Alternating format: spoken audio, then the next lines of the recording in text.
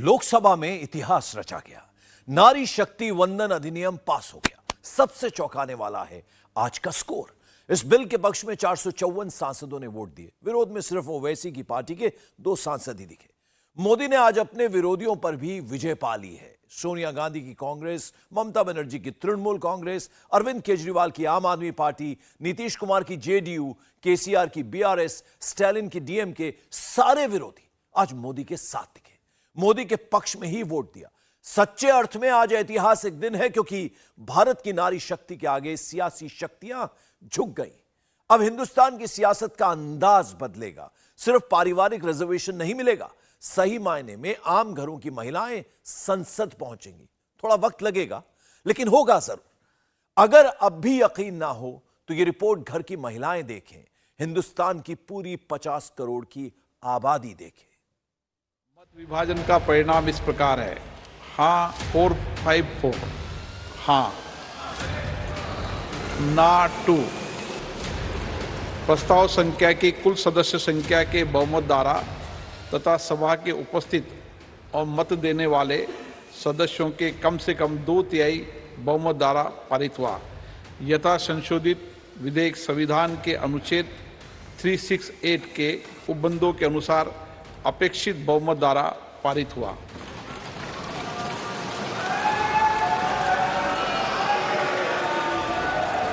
माननीय मिलेगा महिला आरक्षण, सबको मिलेगा। देर मिलेगा सबेर मिलेगा, लेकिन मिलेगा जरूर। इस बात की गारंटी है। फिर आप कहेंगे कि अभी क्यों नहीं मिलेगा, वेट क्यों करना पड़ेगा, इसकी क्या जरूरत है? जवाब अमित शाह से सुन लेते हैं। मैं इतना ही कहना चाहता हूं कि कुछ लोगों ने आज सोशल मीडिया में भूमिका बनाना शुरू की है।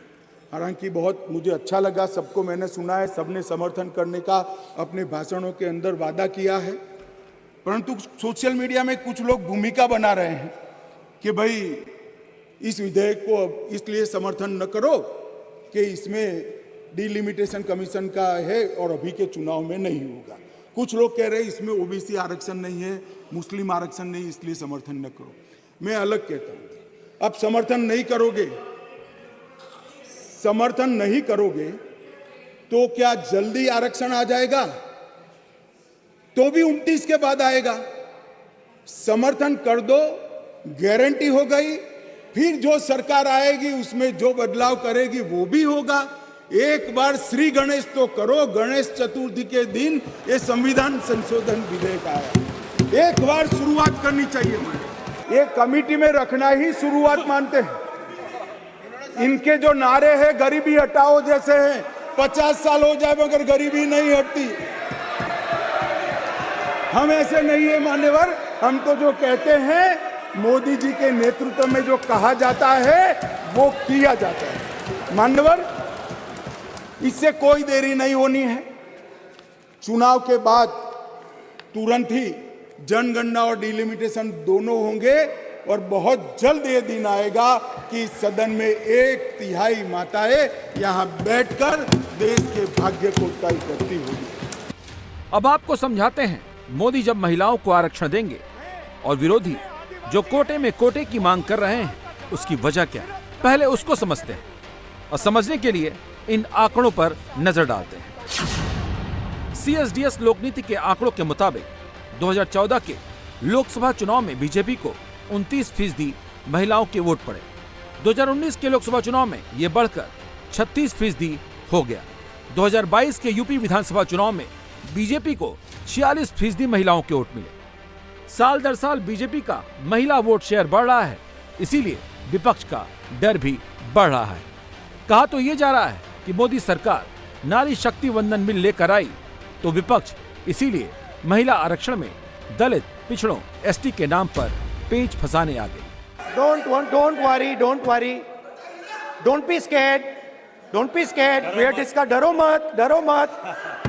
हम कास्ट सेंसस की बात कर रहे हैं, डरो मत। तो मैंने I checked, simple thing I did. I said, look, what is the most important set of people in the government of India? They are the 90 secretaries of the government of India. मैंने ये सवाल पूछा कि ये जो 70 secretary हैं, 90 secretary हैं, ये जो हिंदुस्तान की सरकार को चलाते हैं, जो बजट को चलाते हैं, इनमें से ओबीसी कितने हैं? नरेंद्र मोदी जी प्रधानमंत्री हैं, ओबीसी के लिए काम करते हैं। मैंने ये सवाल पूछा, मैं आपको जवाब देना चाहता हूं। हिंदुस्तान के सेक्रेटरीज 90 में से सिर्फ 3 ओबीसी से हैं। ये ओबीसी कम्युनिटी का अपमान है। तो सवाल उठता है कि इस देश में कितने ओबीसी हैं, कितने दलित हैं, कितने आदिवासी हैं, और उस सवाल का जवाब सिर्फ कास्ट सेंसस से मिल सकता है। अभी हमारे साथी सांसद अभी चले गए, उन्होंने कहा जो लोग चलाते हैं, अब सब लोगों की अपनी अपनी समझ होती है। उन्होंने कहा कि देश जो लोग चलाते हैं उसमें सिर्फ 3 ओबीसी है। अब इनकी समझ है कि देश सेक्रेटरीज चलाते हैं, मेरी समझ है देश सरकार चलाती है। मान्यवर, संविधान की स्कीम है, देश की नीतियों का निर्धारण इस देश की कैबिनेट करती है, इस देश की सरकार करती है, इस देश की संसद करती है। और आंकड़े अगर आपको चाहिए तो मैं बता देता हूं, सुनने के लिए आप बैठे नहीं हो। भारतीय जनता पार्टी के सांसद में 29% 85 सांसद ओबीसी कैटेगरी के हैं। कंपैरिजन करना है तो आ जाइए। और मान्यवर मंत्री भी 29 ओबीसी कैटेगरी के हैं। सच्चाई तो यह है कि 27 साल में कांग्रेस ये बिल पास नहीं करा पाई। अब उसे डर है कि महिला आरक्षण का क्रेडिट केवल बीजेपी को न मिल जाए, लिहाजा वो ओबीसी आरक्षण का नुक्ता लेकर आ गई। एंटी मोदी गैंग जो कह रही है और मोदी सरकार जो बता रही है, उसमें फर्क क्या है वो भी समझते हैं।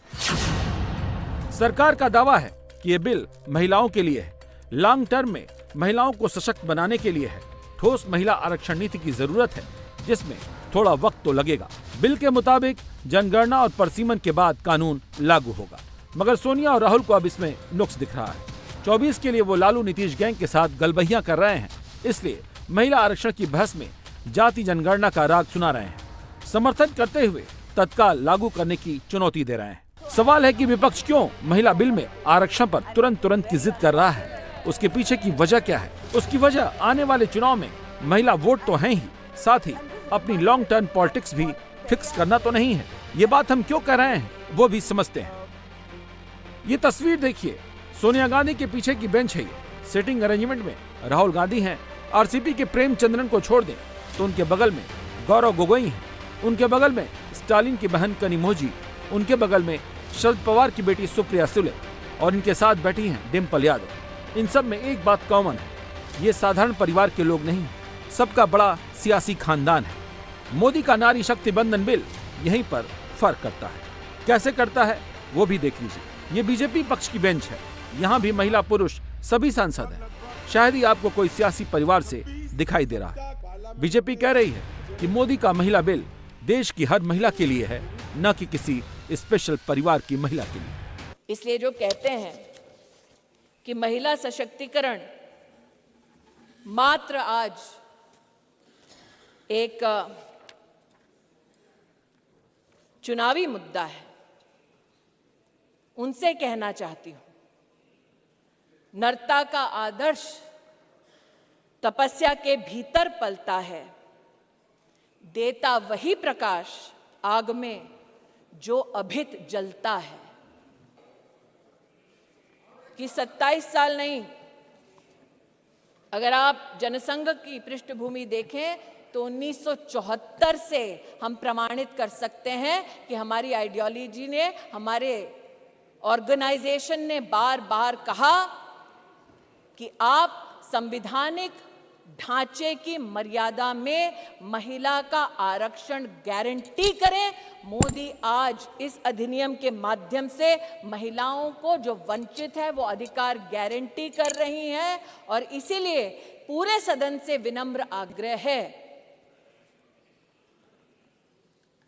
कि एक साइंटिफिक पद्धति से संविधान का संरक्षण करते हुए जो प्रस्ताव सरकार लेकर आई है, वाकई में अगर आपकी रुचि महिला को पॉलिटिकली सशक्त करने की है तो आप इस अधिनियम का समर्थन करें।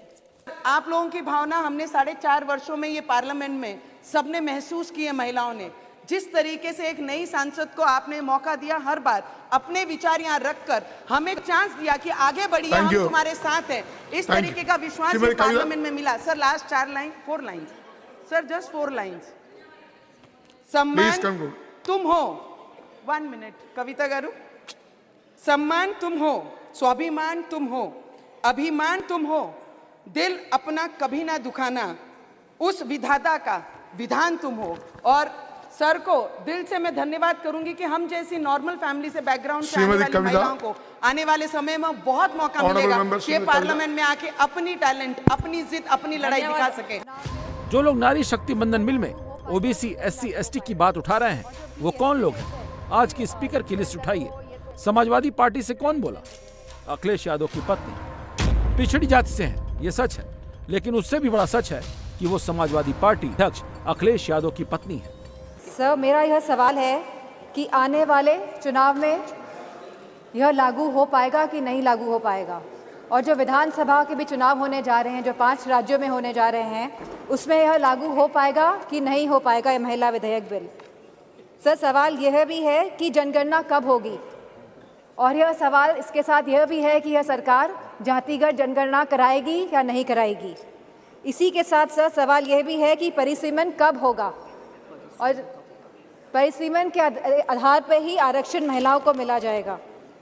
सर, प्रधानमंत्री जी ने कहा था कि हमें सिद्धि की बात करी थी सर, तो साधना से ही सिद्धि की प्राप्ति होती है, और असली साधना तभी होगी जब हम महिलाओं को उनका पूर्ण आरक्षण देंगे, जब हम ओबीसी महिलाओं को इसमें इंक्लूड करेंगे, जब हम एससी एसटी महिलाओं को इसमें इंक्लूड करेंगे, और जब हम अल्पसंख्यक महिलाओं को भी इसमें इंक्लूड करेंगे, सम्मिलित करेंगे। क्योंकि प्रधानमंत्री जी खुद 3 तलाक की बात करते हैं, तो मुझे पूरा भरोसा है कि इसमें अल्पसंख्यक महिलाओं का भी मान और पक्ष रखा जाएगा। अब इसका क्या मतलब है? महिला आरक्षण में ओबीसी दलित कोटे की मांग कर रही हैं डिम्पल, तो क्या वो किसी साधारण ओबीसी महिला के लिए अपनी सीट दे देंगी? यूपी में 52% ओबीसी वोट बैंक है। इस ओबीसी समाज में 79 जातियां हैं, जिनमें सबसे ज्यादा यादव और दूसरे नंबर पर कुर्मी समुदाय है।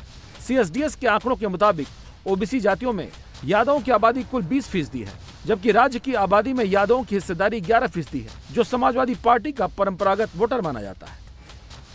सीधा सीधा मतलब यह है कि क्या महिला आरक्षण में ओबीसी कोटा के वकालत के पीछे डिम्पल अपनी सीट फिक्स करना चाहती हैं? क्योंकि ये तो तय है कि महिला आरक्षण में ओबीसी कोटा मिलेगा तो नेताजी की पत्नी सांसद बनेंगी, ये तय हो जाएगा। एनसीपी से आज कौन बोला? सुप्रिया सुले, ये शरद पवार की बेटी है।